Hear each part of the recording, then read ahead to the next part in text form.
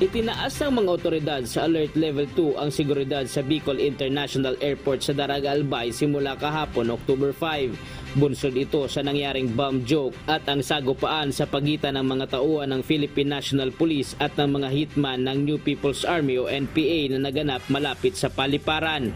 Ayon sa pamunuan ng nasabing airport, nagtaas sila ng seguridad para masiguro ang kapayapaan ng publiko sa paliparan.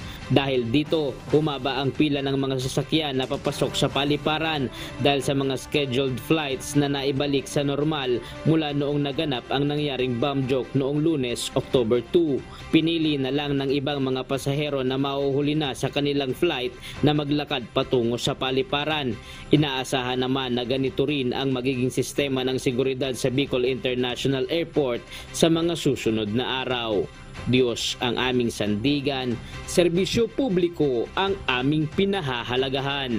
Ryan Salatandol, humahataw!